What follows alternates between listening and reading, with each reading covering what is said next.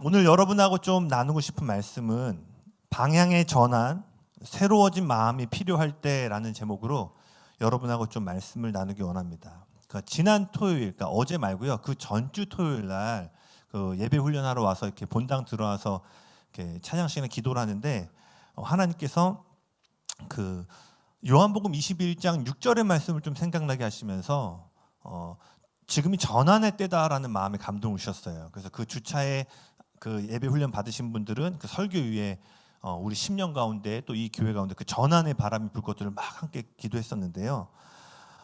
그러면서 이제 이번 주일날 하나님 어떤 마음을 좀 나누기 원하십니까? 기도할 때 하나님께서 이 요한복음 21장 6절에 대해서 좀 더 나누라는 마음을 주셨습니다. 그래서 기도할 때 저에게 주신 개인적인 마음의 감동이지만 한번 이 교회 가운데 믿음을 선포하기 원합니다. 어떤 마음을 주셨냐면요. 내 아들아, 나의 몸된 교회에 지금 이 전환이 이루어져야 할 때임을 알려주어라라는 마음을 감동 주셨어요. 그리고 특별히 실패하고 무너진 것처럼 느껴지는 자들에게 내가 그들을 전환의 자리로 부르고 있음을 전해주라라는 마음을 주셨어요. 아멘. 네, 여러분 믿음으로 아멘으로 취하는 자들마다 이 일들이 일어날 줄로 믿습니다. 요한복음 21장 6절의 말씀 한번 같이 읽겠습니다. 요한복음 21장 6절의 말씀입니다. 같이 읽겠습니다. 시작. 이르시되 그물을 배 오른편에 던지라 그리하면 잡으리라 하시니 이에 던졌더니 물고기가 많아 그물을 들 수 없더라. 아멘. 네, 아마 여기 계신 많은 분들이 이미 베드로의 이야기를 알고 계시겠지만 잠깐 짧게 설명을 하면요. 베드로는요. 주님으로부터 그 부르심을 받을 때 두 번의 매우 독특한 경험을 하게 됩니다. 그리고 이 독특한 경험은 모두 그가 직업으로 삼고 있던 어부의 일과 관계되어 있던 일이었어요. 이 두 경우는 다 밤이 새도록 물고기를 잡으려고 수고했지만 한 마리도 잡지 못했고요. 이러고 있던 때에 예수님을 만나고 그분의 말씀에 순종함으로 그물을 들어 올리기 어려울 정도로 물고기를 가득 잡는 기적이었습니다. 그러니까 이 두 번의 경험을 통해서 베드로가 주님 앞에 강력하게 부름을 받게 돼요. 이 일은 3년 전에 베드로가 주님을 처음으로 부르실 때 있었고 또 한 번은 방금 우리가 읽었던 요한복음 21장에서 일어나게 됩니다. 그리고 많은 분들이 알고 있던 것처럼 이 21장의 베드로는요 완전히 망가진 상태였어요. 그는 모든 제자들 중에 예수님께서 너희가 다 나를 부인할 거다라고 했을 때 베드로가 뭐라 그랬어요? 쟤들은 그래도요 지금 저는 절대 안 그럴 거예요. 나머지 11놈들은 강단이 없어서 도망가겠지만 저는 목숨을 걸고서라도 주님과 함께 할 것입니다라고 얘기했어요. 그러나 예수님이 잡히시던 날 베드로는 예수님의 예언대로 닭이 울기 전에 3번 예수님을 부인했죠. 심지어 마지막 3번째 부인할 때는 저주하고 맹세함으로 내가 예수를 알지 못한다라고 해요. 그러니까 베드로가 지금 완전히 실패한 상태입니다. 헤어나올 수 없는 실패감과 그 자신의 행위로 인한 수치심과 정죄함에 인해서 완전히 무너져 버린 거예요. 여러분, 인생을 살다가 잠깐 어려운 순간을 맞이한 게 아니고요. 모든 게 그의 삶과 사역을 지탱하고 있던 모든 것들이 흔들리고 무너져 버린 때라는 거예요. 우리 인생에도 그런 때가 있지 않아요? 조금 힘들 때가 있는가 하면 정말 기둥이 흔들리는 것 같은 어려움을 겪을 때가 있습니다. 아마 여러분 인생에 그러한 기억들이 있는 분들이 많이 계실 거예요. 지금 베드로가 그러한 영혼의 위기 가운데 놓여져 있다는 거예요. 이러한 무너진 가운데 베드로는 자신의 부르심을 완전히 상실했고 자신이 두 번째로 잘할 수 있는 다시 물고기를 잡는 어부의 자리로 돌아갑니다. 그리고 3일 후에 바다에 나가서 밤이 새도록 물고기를 잡았는데 아까 말했던 것처럼 아무것도 거두지 못하고 있죠. 마치 이 빈 그물은요 모든 것을 잃어버리고 실망감에 사로잡혀 있는 베드로의 내면을 보여주고 있는 것 같아요. 그리고 아침이 밝아올 때 저쪽 해변가에서 한 목소리가 들립니다. 너희가 무엇을 좀 잡았느냐? 그러자 배에 있던 베드로와 그 제자들이 말합니다. 아무것도 잡지 못했습니다. 그러자 저쪽도 해변가에서 한 음성이 들려요. 그렇다면 그물을 배 오른쪽으로 던져라. 그리하면 너희가 잡을 것이다. 이 장면은요 아까 말했던 것처럼 두 번의 반복되는 데자뷰와 같은 장면인데 첫 번째 사건과 조금 다른 그러니까 매우 비슷해 보이지만 몇 가지 다른 그 지점들이 있는데요. 그 중에 하나가 주님께서 베드로를 처음 부르실 때는요, 깊은 곳에 가서 그물을 던지라고 그래요. 그런데 이번에는 배 오른편에 그물을 던지라고 말씀하십니다. 베드로가 그물을 깊은 곳에 던질 때는요, 그가 자신의 인생을 향한 하나님의 목적과 계획을 발견하게 됐어요. 예수님은 베드로가 이전까지는 뭐예요? 물고기를 잡는 어부였는데 깊은 곳에 가서 그물을 던지고 돌아오자 뭐라고 그래요? 이제 내가 너를 사람 낚는 어부로 세울 것이다 라고 말합니다. 그런데 이제 베드로를 향해서 그물을 오른편에 던지라고 말씀하세요. 이것은요, 베드로가 앞으로 감당해야 될 사역을 위해 방향의 전환이 필요함을 의미한다라고 생각되어집니다. 이러한 방향의 전환은요, 현재 처해 있는 실패와 절망감으로부터의 전환이에요. 목사님이 아까 말한 비교나 어떤 낙심으로부터의 전환을 의미하는 거고요. 여러분 아시는 것처럼 베드로가 최초로 유대인에게 복음을 전하여 성령 세례를 준 그 고넬료의 사건 아시죠? 사도행전 10장에. 그러니까 사도행전 10장은요, 하나님 나라의 역사에 있어서 어마어마한 전환의 장이에요. 유대인에게만 전해졌던 복음이 고넬료를 기점으로 이방과 전 세계로 뻗어나가는 그 문이 열리는 장면인데요. 베드로가 바로 그 보자기 환상으로 그 사역의 패러다임의 전환을 이루잖아요. 바로 이것을 위한 저는 오른편의 전환이었다고 믿습니다. 그래서 여러분, 주님이 우리를 깊은 곳으로 부르실 때는요, 여러분의 정체성을 계시하는 때예요. 여러분, 깊은 곳에 들어가면 어떻게 돼요? 내가 너를 사랑한다. 다 들어보셨죠? 내가 너를 다 알고 있다. 그러니까 깊은 곳에 가면 항상 듣는 게 뭐 내가 너를 어떻게 쓸 거고가 아니라, 야, 옹보야, 내가 다 알아. 남들은 모르지만 내가 너의 기도를 알고. 다 들으시죠? 네. 저도 깊은 곳에 가면 항상 듣는 한 가지 음성이 있어요. 이는 내 사랑하는 자요, 내 기뻐하는 자라. 깊은 곳에 가서 뭐 딴 걸 하는 게 아니에요. 주님이 나를 그렇게 생각하시고 나를 그렇게 바라보시고 또 주님이 그러한 분이시구나. 그래서 깊은 곳에는요, 정체성을 발견하는 장소예요. 그러나 오른편은요, 그 정체성을 발견한 자들이 해야 될 일들이 계시되는 장소예요. 믿음으로 선포합니다. 이 뉴웨이가 깊은 곳에서 이미 정체성을 발견하였습니다. 그런데 이제 뭐예요? 오른편에 그 온전한 정체성이 해야 될 다음 시즌의 사역의 전환이 이루어져야 될 때임을 예수님의 이름으로 선포합니다. 네. 뉴웨이여, 오른편에 이제 그물을 던질지어다. 아멘. 그렇다면 이 전환이, 이 변화가 왜 중요한지 좀 더 보기를 원하고요. 그러고 나서 6가지, 여러분에게 주신 6가지 영역에서의 전환에 대해서 좀 마음을 나누기 원합니다. 이러한 영적의 전환의 시기는 사실 지금은 제가 기도하고 이 시즌에 여러분에게, 이 교회에게 주시는 말씀을 선포하지만 사실은 전환의 시기는 지금뿐만이 아니라 우리 인생에 계속해서 마주하게 되죠. 이례적이지 않고 인생에서 계속 찾아오게 됩니다. 그리고 영적인 영역에서만이 아니라 사실 자연적인 영역에서도 이러한 전환의 시기, 변환의 시점은 매우 중요하게 다뤄지고 있어요. 대표적으로 많은 분들이 아실 거라 생각되어지는데 90년대 초반에 삼성의 이건희 회장 아시죠? 이건희 회장이 신경영이라는 거를 외치면서 했던 아주 유명한 말이 있죠. 뭐죠? 마누라하고 자식 빼고 다 바꿔라. 제가 볼 때 저랑 비슷하거나 위에 계신 분들이 많이 계신 것 같습니다. 다 기억하시죠? 네, 청년들은 그렇다 치더라도, 네. 당시 이건희 회장이 이제 이대로 가면 삼성이 2류나 3류가 될 거다. 그러나 우리가 잘해야 1.5인데 그게 아니라 우리가 전 세계적으로 초인류가 되기 위해서는 어마어마한 변화를 해야 되는데 그 독일에서 임원 다 불러놓고 했던 그 유명한 말이 마누라하고 자식 빼고 다 바꾸라는 거예요. 이처럼요, 이러한 전환은요, 저희들만의 주제가 아니라 세상 사람들도 성공과 실패를 가르는 중요한 변곡점이 된다는 사실을 알고 있다는 거예요. 그래서 이 변화의 시기가 요구하는 전환을 이룬 사람들, 그런 기업들은 어떻게 돼요? 새로운 변화의 바람을 타고 전진하게 되는 반면에 이러한 변화를 잡지 못해서 실패나 뒤로 물러가는 내리막길을 향하는 것들도 우리가 영적으로뿐만 아니라 세상적에서도 볼 수가 있습니다. 여러분, 또 아기를 임신한 어머니를 생각해 보시겠어요? 어머니는 아기를 잉태하는 순간 어떻게 돼요? 정체성의 전환이 일어나죠. 그 전까지는 여자였고 아내였는데 임신을 하는 순간 어머니라는 정체성으로 전환이 일어나게 돼요. 베드로가 깊은 곳에서 자신의 참된 정체성을 발견했던 것처럼 이 잉태하는 순간 새로운 정체성 안으로 들어가게 됩니다. 그리고 아기는 어머니의 뱃속에서 10개월 동안 성장의 시간을 보내게 되죠.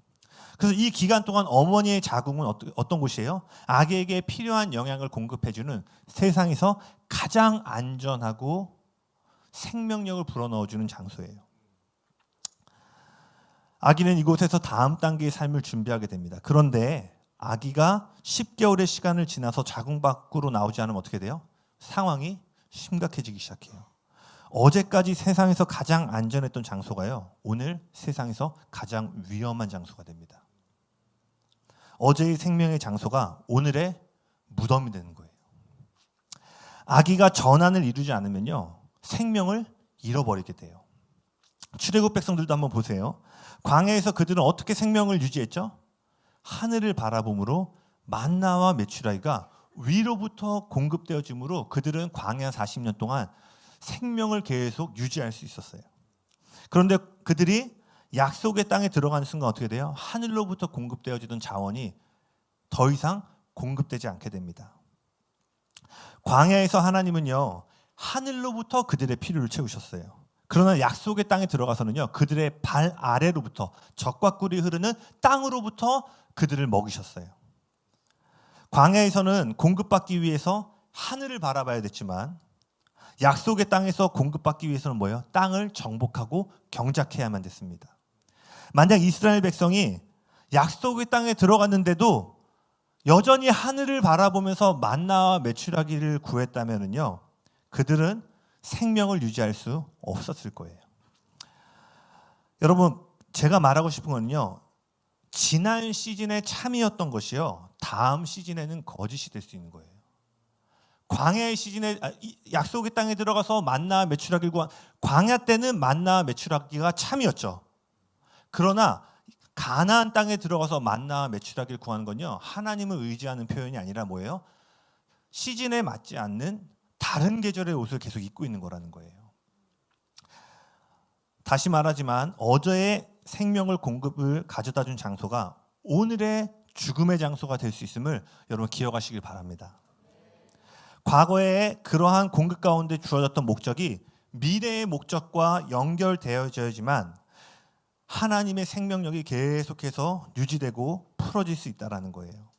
우리는 지난날 우리의 인생이 풀어진 하나님의 목적이 앞으로 이 뉴에이가 갈 여러분의 개인의 삶의 다음 미래에 풀어질 목적과 반드시 연결되어져야 된다는 거예요. 그리고 이 연결은 뭐예요? 전환을 통해서 이루어진다는 것입니다. 아멘이십니까? 그렇다면 오늘 우리가 어떻게 이러한 전환을 이룰 것인가? 6가지 영역을 좀 나누고 싶은데요. 첫 번째입니다. 실패의 자리에서 임재의 자리로 전환하셔야 됩니다. 저를 따라 한번 고백해 보실까요? 실패의 자리에서 임재의 자리로. 요한복음 21장에 우리가 살펴본 것처럼 베드로는 초자연적으로 물고기를 잡는 기적을 경험하게 되죠. 그리고 이 일로 인하여서 네가 나를 사랑하느냐라는 3번의 주인과의 대화를 통해서 다시는 무너지지 않을 영적인 전환을 이때 경험하게 됩니다. 그런데 이러한 영적 전환을 경험할 때 베드로가 어떤 상태였다고요? 엄청난 실패와 수치심에 짓눌려 있었어요. 베드로는 처음 그물을 던지고 나서 처음 부르심 받을 때 뭐라고 얘기를 하죠? 나는 죄인이옵니다. 주님은 나와 함께 하실 수 없사오니 나를 떠나가십시오라고 얘기를 해요. 그러니까 첫 번째 부름을 받을 때도 베드로가 막 엄청 좋은 컨디션은 아니었어요. 내가 나를 보니까 그 거룩하신 주님하고 그 자격이 없는 것처럼 느껴졌던 거죠. 그런데요, 2번째 그물을 던질 때는요, 그보다 훨씬 더 최악의 상태였다라는 거예요. 이는 우리가 영적으로 중요한 전환이 이루어질 때요, 여러분이 언제나 그 전환을 맞이할 온전한 준비를 갖추고 있는 것은 아니라는 거예요. 아멘이십니까? 우리가 영적으로 최상의 상태에 이르러야지만 전환이 일어나는 것이 아니라 주님의 은혜와 자비로 우리를 그렇게 전환을 하실 것을 믿음으로 선포합니다. 베드로가 이러한 전환을 경험할 수 있었던 근본적인 열쇠는 수치심과 비교와 어떤 낙심에 빠져있는 나를 성찰한 것이 아니라 뭐예요? 예수님을 바라보는 것에 있었어요. 어디서부터 잘못되었고 무엇이 잘못되었는지를 깨달아서 다시는 그렇게 살지 않아야겠다라는 굳은 다짐으로 전환을 이룬 것이 아니었다라는 거예요. 이후에 대화에서 알 수 있듯이요, 네가 나를 사랑하느냐라는 대화, 베드로는 고개를 들 수 없을 정도로 완전히 실패했어요. 그럼에도 그가 이러한 전환을 향해서 뛰어내릴 수 있었던 것은 예수님을 바라보았기 때문이었습니다. 여러분 기억하세요. 하나님은 언제나 우리에게 꿈을 주시는 분이십니다. 아멘. 그리고 그 꿈은 소망이라는 자궁 안에서 생명을 공급받고 자라게 되는 것입니다. 반면 실망과 절망은요, 여러분 안에 심겨진 하나님의 꿈을 죽이는 살인자라는 사실 기억하셔야 돼요. 원수는 언제나 실망과 절망으로 우리 안에 잉태된 하나님의 꿈을 유산시키려고 합니다. 그러나 여러분 성경 어디에도요, 실망과 절망감을 가지고 하나님의 꿈을 이룬 사람을 단 한 사람도 찾을 수 없습니다. 그것들은 언제나 하나님의 꿈을 죽이기 때문이에요. 물론 그렇다고 해서 우리의 믿음의 여정에 실망과 절망감을 느껴서는 안 된다는 의미는 아닙니다. 우리는 반드시 아까 목사님이 말한 것처럼 올라갈 때가 있지만 어때요? 그 실망과 절망감의 골짜기를 지나가야 될 때가 있어요. 제가 말하고 싶은 거는요, 그 모든 과정을 통해 결국에 우리는 하나님이 주신 꿈을 소망이라는 자궁 안에서 계속 보관하고 유지해야 된다는 것입니다. 그렇기에 전환의 시기에 우리가 해야 될 가장 중요한 일은요, 과거의 여러분의 실패와 연약함을 바라보는 데서 주님을 바라보는 것으로의 시선을 전환하셔야 된다는 거예요. 아멘이십니까? 그래서 여러분 비슷한 맥락인데 목사님이 말한 것처럼 자기 연민 후회에 절대 빠지시면 안 됩니다. 이 시기에 절대로 자기 연민과 후회에 빠지지 않도록 예수님의 이름으로 축복합니다. 자신을 정죄하거나 수치심에 빠지면 안 됩니다. 자기 성찰이 주는 유익이 분명히 있지만 영적인 전환은요, 기억하셔야 돼요. 냉철한 자기 성찰로 이루어지는 게 아니라는 거예요. 언제나 그분의 자비 안에서 이루어진다는 사실을 이 전환의 때에 다시 한번 기억하시길 바랍니다. 두 번째입니다. 익숙함의 자리에서 순종의 자리로. 한번 같이 고백해 볼까요? 익숙함의 자리에서 순종의 자리로. 베드로는 숙련된 어부였어요. 그는 일찍부터 갈릴리 바다에서 그물을 던지고 살아온 전문가였습니다. 그래서 그는 고기를 잡는 일에 대한, 저 낚시를 잘 모르는데 낚시 좋아하시는 분들은 다 아시잖아요. 막 계절마다 그 찌도 바꿔야 되고, 뭐 물고기 잡히는 산란기냐 뭐냐에 따라서 막 위치도 다르고. 그러니까 베드로는 지금 고기를 잡는 일에 대한 지식과 방법, 그리고 그 일에 대해 요구되는 기술을 모두를 갖추고 있었어요. 그날 밤에도요, 그냥 아무렇게나 던져다가 뭐 걸려라가 아니라 그 수많은 어부로서의 전문성을 가지고 여기다 던지면 잡힐 거다라는 확신을 갖고 그물을 내렸을 거예요. 자신의 생각과 경험에서 물고기를 잡을 수 있다고 여겨지는 곳에 그물을 던진 것입니다. 그러나 결과는 우리가 아는 것처럼 한 마리도 잡지 못했죠. 여러분, 우리의 지식과 경험은 매우 중요합니다. 지성도 하나님이 만드신 거고요. 그 경험이라는 것도 지난날에 하나님과 동행함으로 배우고 축적된 것들이에요. 그런데 어느 시기에는 이러한 우리의 지식과 경험이 아무런 도움이 되지 않는 때가 있다라는 거예요. 그러한 시기는요, 우리가 과거로부터 형성해왔던 지식과 경험을 의지하는 것이 아니라 전적으로 주님을 신뢰하고 순종하는 자리로 나아가야 될 때입니다. 성경에서 극단적인 전환을 이룬 인물 중에 또 누가 있냐면 다윗이라는 인물이 있죠. 특별히 목동 다윗에서 나라를 위협하는 골리앗을 죽임으로 민족의 영웅으로 어마어마한 포지션의 전환을 이룬 사건이 다윗의 인생 가운데 있습니다. 아마 이 이야기는 성경에서 단연 손에 꼽히는 전환의 이야기 중 하나일 거예요. 근데 다윗이 전쟁에 나가기 전에 어떤 일이 있었죠? 사울이 다윗에게 자신의 갑옷을 입고 나가라고 이야기를 하죠. 사실 다윗에게 익숙한 무기는 뭐였죠? 그 물맷돌이었죠. 다윗은 목동의 자리에서 이미 물맷돌로 곰과 사자를, 그런 맹수들을 물리친 경험을 가득했어요. 그래서 사울에게 왔을 때도 꼬맹이 어린애가 왔잖아요. 전쟁에 나가기. 근데 그 근거가 뭐였어요? 내가 그 돌로 곰과 사자를 죽인 경험들이 있다. 다윗은 당연히 골리앗과의 싸움에서도요, 이 물맷돌을 들고 나갈 생각이었어요.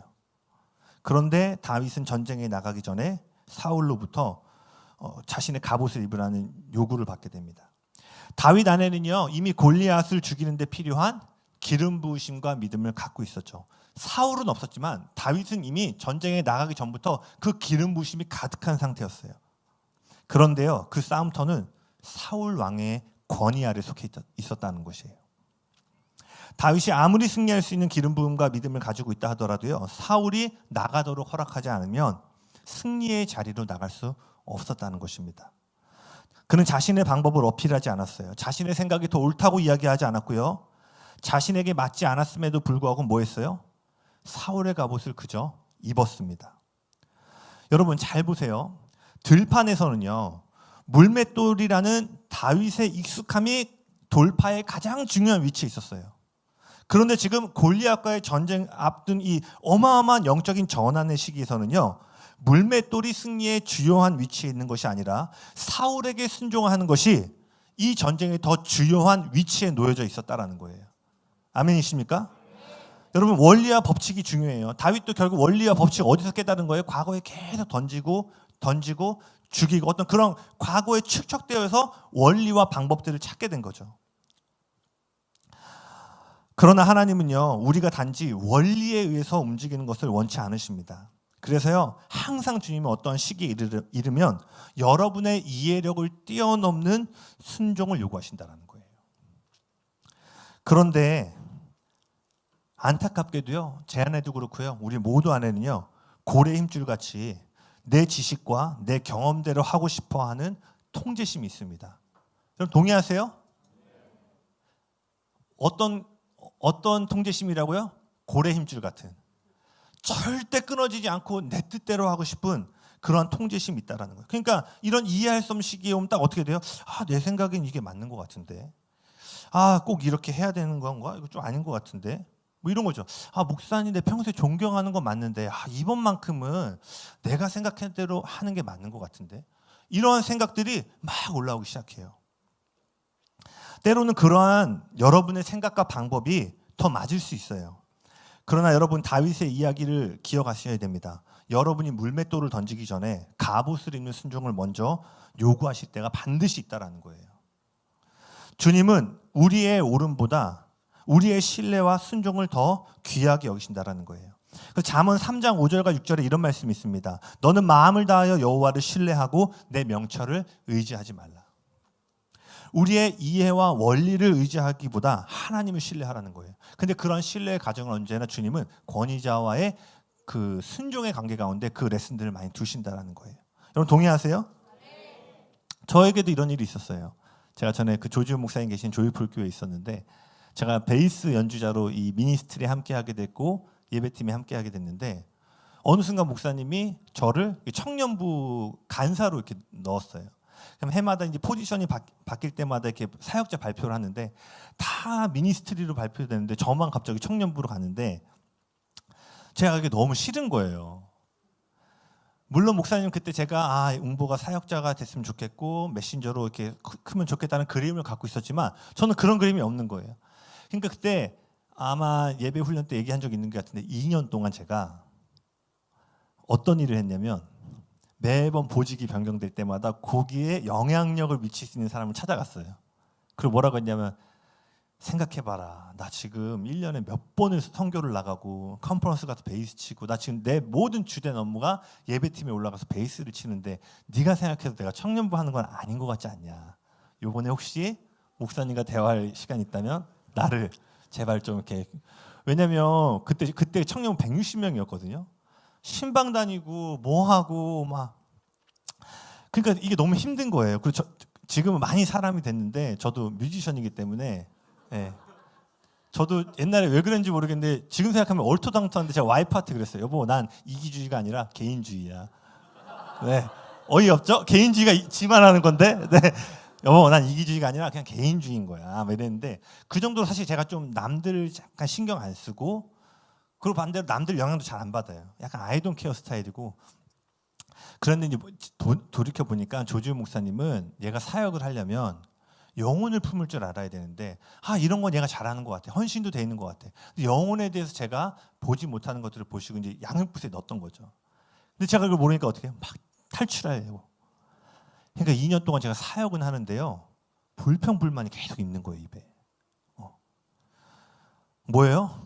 나 물맷돌인데, 나 베이스, 나 슬랩하면 훨씬 더 잘하는데 베이스 솔로 주면 내가 더 은혜 끼칠 수 있는데 내 물맷돌은 베이스였잖아요. 그러니까 이 시즌에 내가 베이스를 치는 게 맞는데 왜 자꾸 나를 갑옷을 그렇다고 조 목사님이 사울은 아니었고요. 제가 말하고 싶은 뭔지 알겠죠? 내 생각과 내 경험과 내가 갖고 있는 하나님과의 만남의 원리에서는 이게 맞는 거예요. 근데 자꾸 위에서 나를 그걸 못하게 하니까 어떻게 돼요? 물론 아주 저희가 순종이 훈련이 잘 되고 미니스트리 때부터 있었으니까 닥치고 순종이 몸에 배웠기 때문에 하는데 마음이 순복이 안 되는 거예요. 그때 제가 2년을요 사역은 사역대로 하는데 돌파가 안 일어나는 거예요. 성경도 매일 열심히 읽고 기도도 열심히 해. 근데 내영 깊은 곳에 됐다, 돌파되고 있다라는 게 없는 거예요. 그거를 한참 2년을 광야 이스라엘 백성처럼 2년을 계속 돌고 돈 거예요. 그 같은 자리에. 근데 제가 2년 차에 좀 더 이것을 내가 입어야 되는구나. 목사님이 이런 의중으로 나를 시킨 거겠구나를 딱 보면서 제가 시야가 딱 넓어지면서 그래, 내가 여기서 한번 목숨 걸고 한번 내 부흥시켜 봐야겠다 하고 마음을 딱 먹었어요. 그때 정말 놀라운 일이 있었습니다. 전에도 없었고 후에도 없었고요. 딱 한번 조 목사님이 저희 사역자들에게 연임할 거냐고 물어보셨어요. 그래서 사역자가 연임한다 그러면 연임, 보직 바꿔달라고 하면 바꿔주겠다는 거예요. 그래서 그때 뭐라고, 목사님 저 레위인에 대한 부르심이 있습니다. 예배팀과 기도회 좀 한번 살려보겠습니다. 근데요, 그때 이후로 단 한 번도 사역자들에게 연임할 거냐 물어보신 적이 없어요. 제가 내면에서 외적으로 시키니까 그냥 해야지가 아니라 내 마음으로 이것을 받아들이고 사람을 보는 것이 아니라 그 너머에 있는 하나님의 손길 안에서 주님 제가 이번 시즌 그렇게 순종하겠습니다 딱 했더니요, 2년 동안 내 힘으로 어떻게든 바꾸려고 하고 예배팀만 하려고 했던 그 인간의 수고로 안 열리던 문이요, 순복함으로 나아갈 때 문이 열렸다는 거예요. 할렐루야. 여러분 기억하셔야 돼요. 우리는요 늘 물맷돌, 익숙함의 자리에서 돌파가 일어날 거라고 생각합니다. 어느 정도는 고래 힘줄처럼 지난 시즌에 내가 이걸 통해서 돌파했으니까 다음 시즌도 이렇게 돌파해야지라는 마음이 있어요. 그러나 여러분, 이 성경의 다윗의 이야기 그리고 베드로의 이야기 또 저의 이야기를 기억하셔서요, 저처럼 2년 동안 돌지 마시고 2년 동안 주의 일하는데 입이 막 이만큼 나와가지고 보이지 않는 데서 불평불만하고 원망하지 마시고 이번 기회에 영적인 전환이 이루어서 여러분이 물맷돌로 싸움을 나가든 갑옷을 입고 나가든 주님 앞에 정렬된 마음으로 이번 시즌 나아갈 수 있기를 예수님의 이름으로 축복합니다. 아멘. 세 번째입니다. 쓴뿌리의 자리에서 용서의 자리로 나아가셔야 돼요. 같이 고백해 볼까요? 쓴뿌리의 자리에서 용서의 자리로. 성경에서 또 다른 위대한 전환 인물은요, 또 요셉을 좀 살펴보고 싶어요. 요셉도 역시 감옥이라는 최악의 장소에서 이스라엘과 애굽이라는 두 나라를 구원하는 구원자의 자리로 올라가게 됩니다. 어마어마한 영적인 승진, 포지션의 전환이 일어나요. 요셉은요, 우리가 알고 있는 것처럼 이미 어린 시절부터 자신의 인생을 향한 하나님의 놀라운 약속을 받았어요. 그러나 그에게 주어진 약속과 달리 그는 가족들로부터 살해를 당할 뻔했고 먼 이방 나라의 노예로 팔려갔고 얼마 후에 그는 그 집에서 강간 미수범으로 모함을 받아서요, 감옥에 갇히게 되죠. 여기서 끝이 아니에요. 요셉은 억울한 누명으로 옥살이를 하게 되었는데 그곳에서 술 맡은 관원장, 빵 맡은 왕의 그 리더십들을 만나게 됩니다. 근데 그곳에서 그들이 꾼 꿈을 해몽해 주게 되는데 그때 요셉이 뭐라고 하냐면, 너희가 만약 이 꿈의 해몽으로 인해서 이 감옥에서 탈출하게 된다면 너희가 나를 기억하고 내 억울한 옥살이에서 내가 해방될 수 있도록 왕에게 꼭 말해달라고 해요. 그런데 돌아온 건요, 싸늘한 외면이었어요.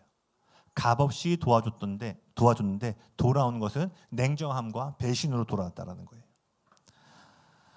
이러한 과정만 경험해도 힘든데 더 견디기 어려웠던 게 뭐냐면요, 하나님의 뜻대로 살고 거룩하게 타협하지 않고 나아가면 나아갈수록 이러한 절망의 우겨쌈이 더해졌다라는 거예요. 순종하면 막 돌파가 일어나고 막 하면 뭐 기대하는 대로 돼야 되는데 막 순종했더니 강간 미수범. 이해되세요? 얼마나 그 마음 안에 하나님에 대한 원망이 자리 잡을 수 있겠어요. 하나님, 내가 어떻게 했는데, 어떻게 이 시즌에 이렇게 할 수 있어요? 다른 건 모르겠는데 하나님, 강간 미수범은 너무한 거 아니에요? 너무 수치스럽습니다, 주님. 그런데 어느 날 드디어 요셉에게 기회가 왔죠. 바로가 꿈을 꿨는데 어느 누구도 이 꿈을 해석 못하는 거예요. 그래서 바로가 도대체 이 꿈을 해석할 자가 누가 있느냐. 근데 그때 술 맡은 관원장이 자신의 꿈을 해몽해줬던 요셉을 떠올려서 요셉을 바로왕 앞에 데리고 가게 됩니다. 그리고 이때 요셉은 그 누구도 해몽하지 못했던 바로왕의 두 가지 꿈을 해석하게 되고요. 이 해석의 순간이 얼마나 강한 임재가 있었는지요. 바로는 귀신을 섬기고 있었잖아요. 하나님의 임재를 고백합니다. 그 꿈이 해몽되는 순간 얼마나 하나님의 임재가 무겁게 느껴지냐면 그 바로가 하나님의 영이 너에게 충만하도다. 하나님을 인정하게 돼요. 여러분, 억울한 누명을 쓰고 옥살이를 하다가 풀려난 사람들의 뉴스를 보신 적 있죠?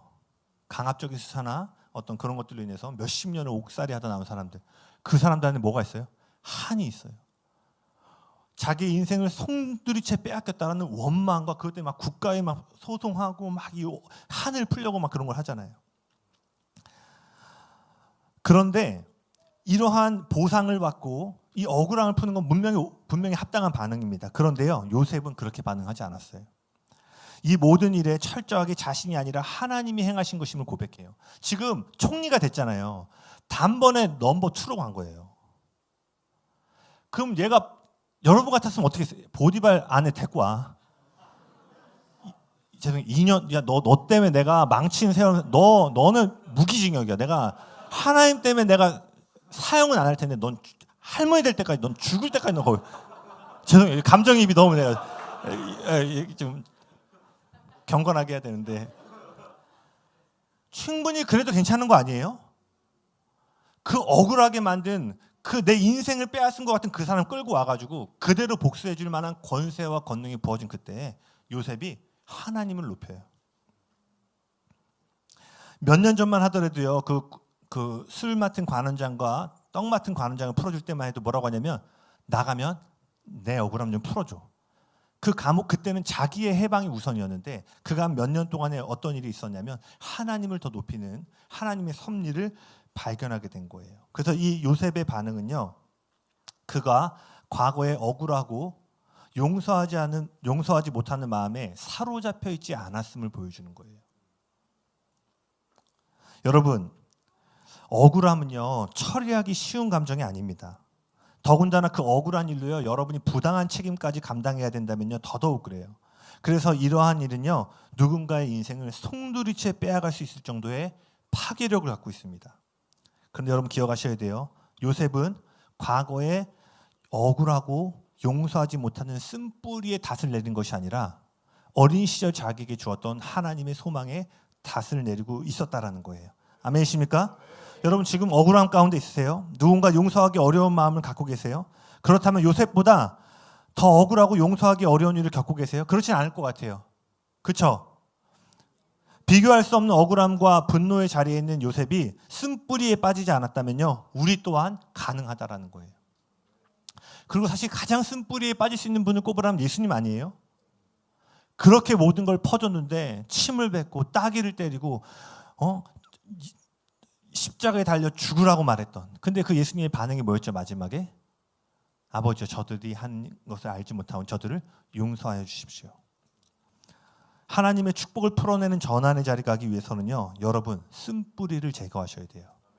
이 시즌에 여러분 마음 안에 있는, 그게 관계이든 미래에 대한 것이든 억울한 일이든 반드시 원망의 자리에서 하나님의 소망에 품는 자리로 이동하셔야 될 줄로 믿습니다. 아멘. 믿음으로 선포합니다. 이 시간 우리 안에 있는 모든 억울함, 내 생각에 갇혀서 이것이 옳다라고 여기고 그것을 인정받지 못했던 모든 거절감들은 예수의 이름으로 무너질지어다. 아멘.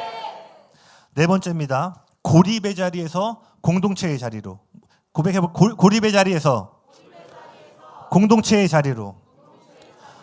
여러분, 우리 스스로의 실패감이든 외부로부터 오는 억울함이든요, 어떤 이유에서든지 실망과 낙심에 빠지잖아요. 그럼 이 실망과 낙심은 우리를 고립의 장소로 몰아넣습니다.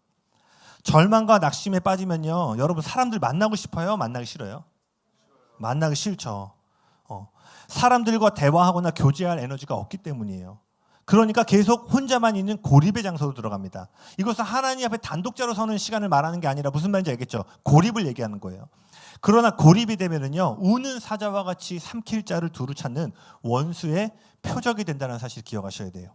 분냄과 두려움 그리고 용서할 수 없는 마음이 우리 영혼에 쓴뿌리를 내리고, 이 쓴뿌리는 그분의 임재를 인식하는 우리의 영적인 감각을 마비시킵니다. 베드로의 이야기로 다시 돌아가 볼게요. 두 번째 예수님을 부르실 때 너무나 똑같은 장면이고 저편에서 당연히 예수님이라고 생각할 수 있을 거 아니에요. 그런데 베드로가 그 저편에서 막 이런 얘기 올 때 예수님인지를 못 알아봐요. 현재 자신의 상황을 해결해 줄 유일한 해답이신 그 예수님이 바로 배 앞에 계신데요. 절망의 구렁텅이에서 자신을 구원해 줄 유일한 분이 그 자신의 앞에 있는데요. 그 임재를 인식하지를 못하는 거예요. 그런데 언제 베드로가 그분의 임재를 인식한 줄 아세요? 요한복음 21장 7절입니다. 요한복음 21장 7절 말씀. 제가 9절 따로 안 드렸죠.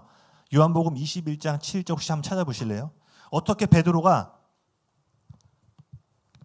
자신의 눈앞에 있는 임재를 인식하지 못하는 그때 그 임재를 인식하는 기능을 회복했는가?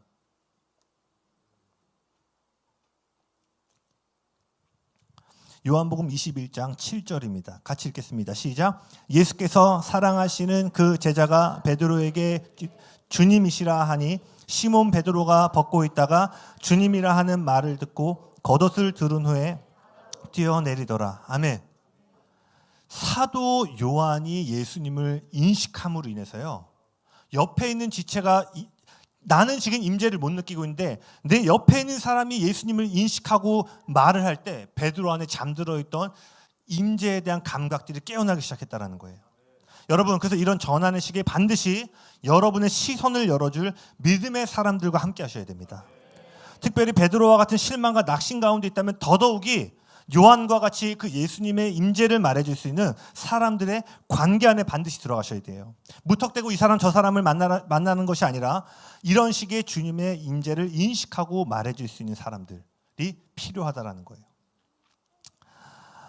여러분, 그 사냥개 중에요, 유튜브에 찾아보시면 이렇게 나오는데 포인터라는 강아지 아세요? 이 새를 잡는 포인터라는 강아지가 있는데 이 강아지 이름 왜 포인터가 됐냐면 이렇게 막 냄새를 맡다가 그 바람이 불어서 새가 갖고 있는 그 냄새를 맡으면요, 이렇게 개가 딱 가다가 탁 이렇게 해가지고 제 아내가 지금 저를 참소했는데 목사님 정확하네요. 아까도 그 형제가 이렇게 좀 할 때 아내는 중보라는 게 아니라 딱 이렇게 했는데 저도 이게 웃긴 자세인지 알죠. 이렇게 어쨌든 전달하려고 한 건데. 네. 유튜브 보시면요, 강아지가 딱 가다가 다리를 갑자기 들더니 딱 이렇게 해요. 코를, 그 새를 포인팅을 한다고 해서 이 강아지의 이름을 포인터라고 한 거예요. 그래서 얘가 가다가 그럼 사냥꾼은 뭐예요? 새가 어디 있는지를 몰라요. 그런데 포인터가 갑자기 냄새를 맡고 방향을 딱 가리키는 순간 이제 사냥꾼은 여기에 새가 있는 걸 알게 되는 거예요. 근데 이 포인터가 두 마리가 함께 사냥할 때가 있습니다. 그때 어떻게 되냐면요, 먼저 한 마리가, 이거 유튜브에 찾으면 나와요, 한 마리가 냄새를 맡아, 얘는 못 맡았어. 근데 한 마리가 맡고 탁 이렇게 하잖아요. 그러면 이 못 맡았던 애가 여길 보다가 갑자기 얘도 탁 이렇게 해요. 한 사람이 임재를 인식한 그 임재를 우리가 존중할 때요, 우리도 그와 같은 임재 안으로 들어설 기회를 얻게 된다는 거예요. 그래서 여러분, 목사님 설교나 예배팀 여러분 항상 막 승리하고 오시는 거 아니잖아요. 때로는 무너지고 낙심 가운데 올 때 있잖아요. 근데 이 앞에 있는 목사님과 예배팀이 이런 표현이 그렇지만 포인터가 된 거예요. 하다가 야, 지금 여기 딱 있다. 이렇게. 근데 그거를 언어하고 존중할 때요, 여러분이 같은 방향 안으로 들어가게 된다는 거예요. 여러분, 전환의 때 반드시 이러한 포인팅을 가르쳐줄 관계를 반드시 맺으셔야 됩니다. 믿음의 사람들과 우정의 관계를 가꾸어 나아갈 때 역경의 시기에 올바른 방향을 유지할 수 있는 능력에 지속적으로 연결될 수 있다는 거예요. 그리고 좀 권면하는 것은요, 사실 이것이 어려움이 왔을 때 갑자기 맺어질 수는 없어요. 그 어려움을 통해서도 맺어질 수 있지만 여러분, 지금부터 형제의 연합과 교제하는 일에 헌신하셔야 돼요. 그래서 그 어려움의 시기 왔을 때 요한이 돼줄 사람, 나의 포인터가 돼줄 사람을 반드시 지금부터 경작하셔야 된다는 거예요. 이게 안 되면 어떻게 돼요? 목사님한테밖에 못 찾아가는 거예요.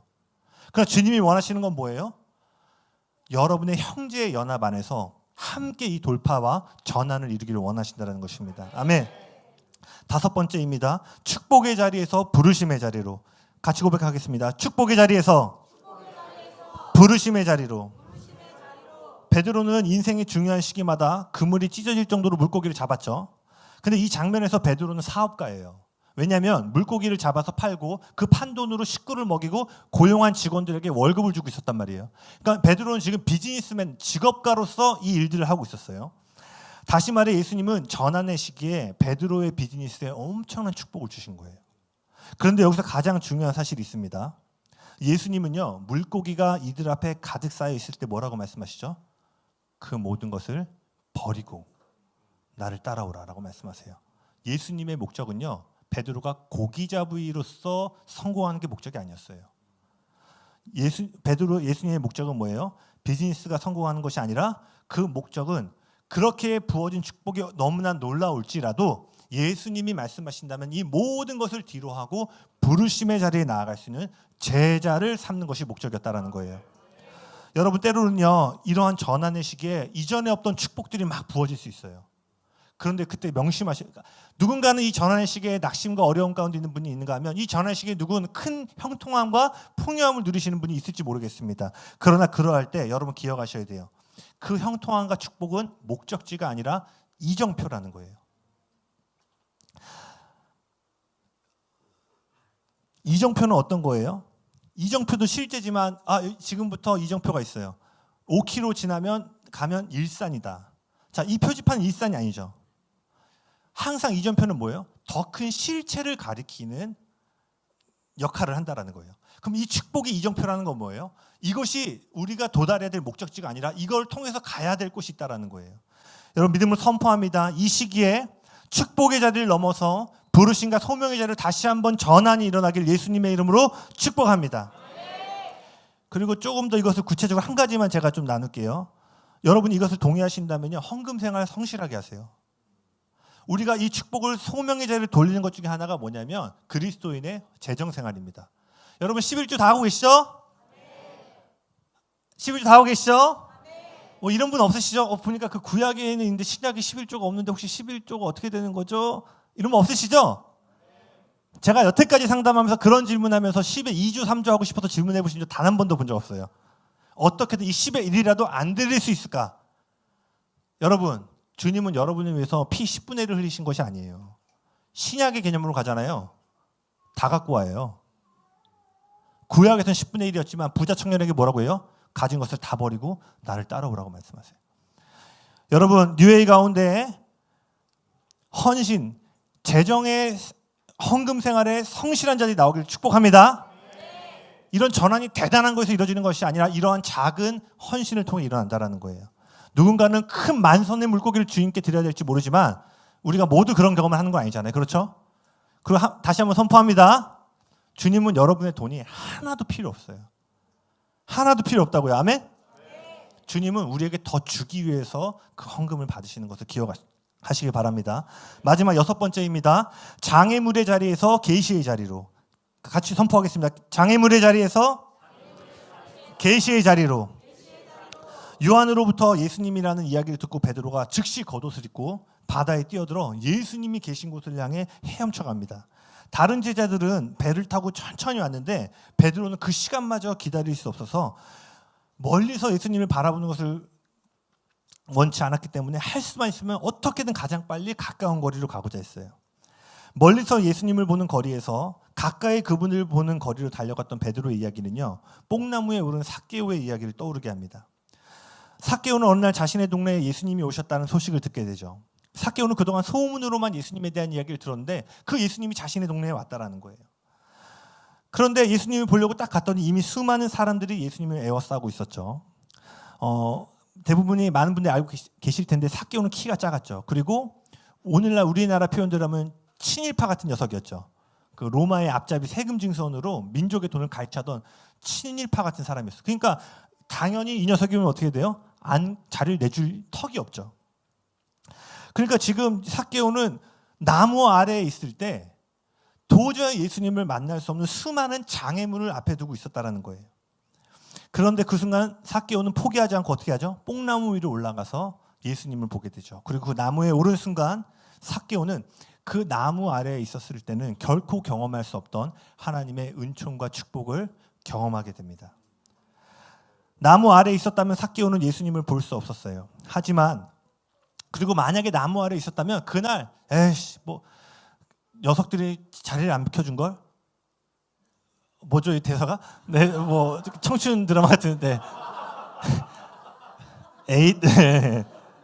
아마 그날 못 만났으면 얼마든지 합당한 이유가 있었을 거예요. 내가 키가 작아서 못 본 거고, 내가 뭐 민족에게 사랑 못 받는 거 알지만 저 녀석들이 자리 안 비켜줬으니 내가 볼 턱이 있었나, 어쩔 수 없지. 그런데요, 삭개오는 그러지 않았죠. 더 높은 곳을 향해 올라갔다라는 거예요.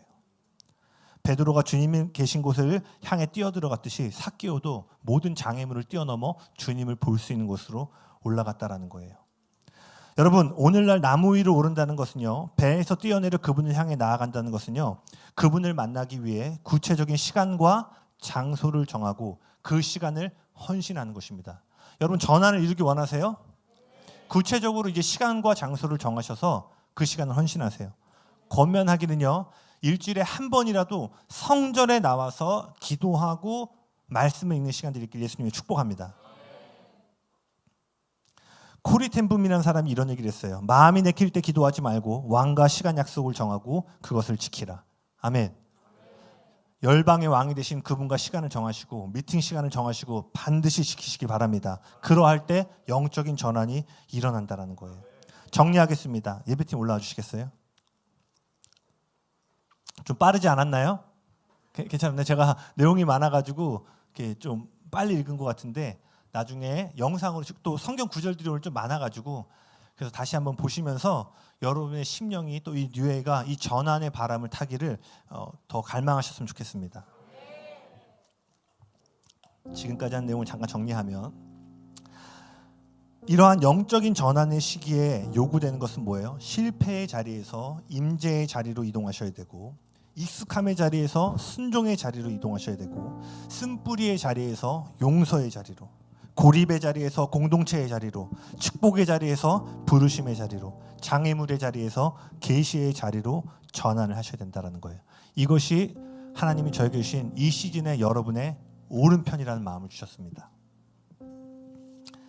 앞서 언급했던 것처럼 여성이 아이를 가지는 임신은 큰 전환의 시기에 들어가는 거죠. 그리고 10달 동안 잉태하고 출산의 시기에 이르면 더 큰 전환을 경험하게 됩니다.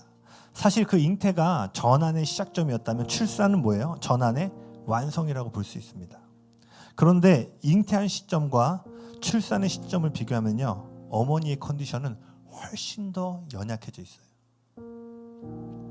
몸은 이전과 비교할 수 없을 정도로 무거워져 있고 느려졌고 출산의 고통에 문을 두드리기 때문에 문득문득 기대함과 더불어 출산의 고통에 대한 두려움들이 막 오게 됩니다. 아마 아이를 낳아보신 분들은 그런 기억들이 다 있으실 거예요.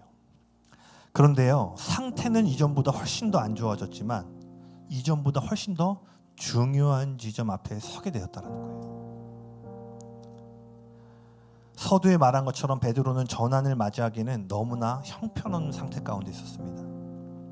그러나 주님은 그러한 베드로를 찾아가셔서 놀라운 영적인 전환을 이루어 주셨습니다. 혹시 연약함 가운데 계신 분들 계십니까? 특별히 저에게 아까 처음 얘기했죠. 연약함과 실패감 가운데 있는 자들을 내가 베드로와 같이 전환시킬 거다라는 마음을 전해주셨어요. 아멘. 쓴뿌리가 떠나갈지어다. 소망의 자궁 안으로 다시 한번 모든 부르심들이 들어갈지어다.